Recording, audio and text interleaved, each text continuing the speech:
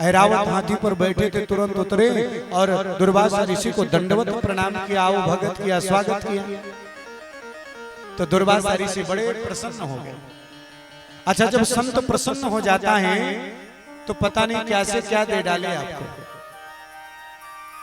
दुर्वासा ऋषि इतने प्रसन्न हो गए कि अपने गले में पड़ी हुई माला को उतार करके भगवान की दी हुई माला को आज इंद्र को पहना दिया। लेकिन विचार करो, जो स्वर्ग में रहता है और जिसके यहाँ फूल खिलते हैं वो कभी फूल मुरझाते नहीं हैं, उनमें बड़ी सुगंध रहती है। वो फूलों की माला को क्या तवज्जो देगा। उसने उस माला को उतारा और उतार करके अपने हाथी को पहना दिया। बोलो जय श्री राम। ऐरावत हाथी को। और हाथी ने क्या किया, उस माला को तोड़ा और तोड़ने के बाद उसको जो है नीचे जमीन पर डाल दिया और पैरों से कुचल डाला। अच्छा, हाथी का तो स्वभाव है भैया, हाथी का स्वभाव ही है कि उसके गले में अगर कुछ भी डालोगे वो तोड़ करके नीचे डाल देगा। बोलो जय श्री राम।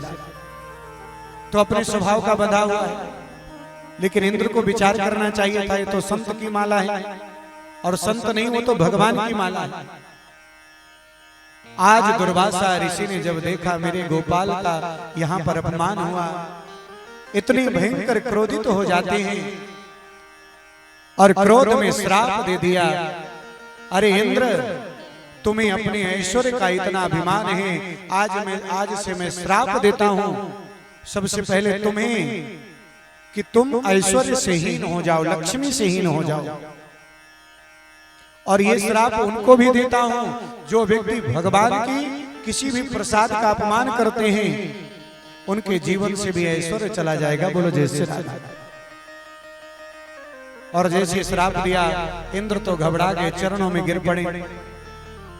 उनका जो सोने का मुकुट था लोहे का हो गया, जो महल थे सोने चांदी के बने थे सभी लोहे के महल हो गए, पूरा ऐश्वर्य ही चला गया।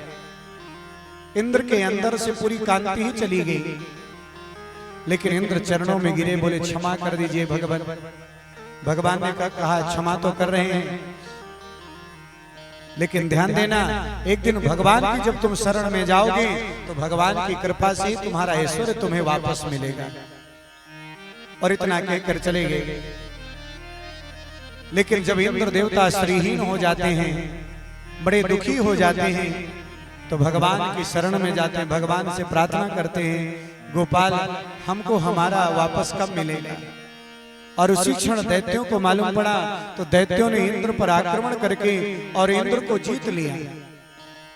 स्वर्ग पर अधिकार दैत्यों का हो गया। इंद्र इधर उधर भटकने लगे, भगवान से पुनः प्रार्थना करते हैं। तो भगवान ने कहा दैत्यों से संधि कर लो और संधि करके समुद्र मंथन करो, और समुद्र मंथन से रत्न निकलेंगे और उन रत्नों में लास्ट में अमृत निकलेगा, जिसका तुम पान करोगे और बाद में दैत्यों पर अधिकार प्राप्त कर पाओगे। बोलो जय श्री राम। इंद्र ने दैत्यों से संधि की और संधि करने के बाद समुद्र मंथन करने का नंबर आता है, ध्यान देना। और जब समुद्र मंथन करने के लिए सोचते हैं मंदराचल पर्वत लाए, तो कोई उखाड़ नहीं पा रहा। भगवान ने कृपा किया और मंदराचल पर्वत को उखाड़कर समुद्र में रखा। बासुकी नाग की रस्सी बनाई गई और जब समुद्र मंथन प्रारंभ हुआ तो समुद्र मंथन से सबसे पहले क्या निकला? जहर निकलता है। क्यों? कालकूट नाम का जहर है।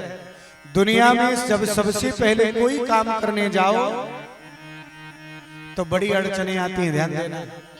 बड़ी दिक्कतें आएंगी, बड़ी मुसीबतें आएंगी, तकलीफें आएंगी, अनेक प्रकार की विपत्ति आएंगी।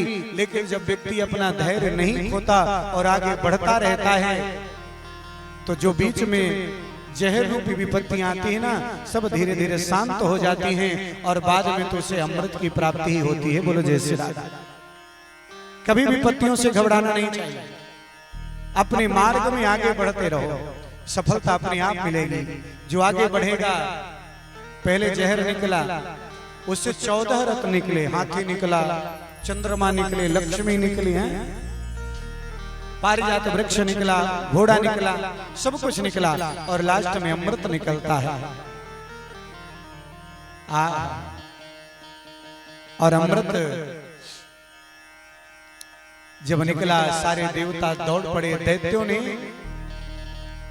धन्वंतरी के हाथ से कलश छीन लिया। अब देवता व्याकुल, अगर राक्षस लोग अमृत पी लेंगे तो कैसे होगा। तो भगवान ने एक और अवतार धारण किया और उस अवतार का नाम है मोहिनी अवतार। बोलो जैसे जिस अवतार के कारण सभी देवता दैत्य मोहित हो जाते हैं और अपना अमृत का कलश भगवान के हाथों में दे दिया। और जब हाथों में दिया, मेरे गोविंद अमृत पिलाने लगते हैं। अच्छा, कुछ संत एक बहुत बड़ी बात कहते हैं, ये बड़ी सुंदर बात।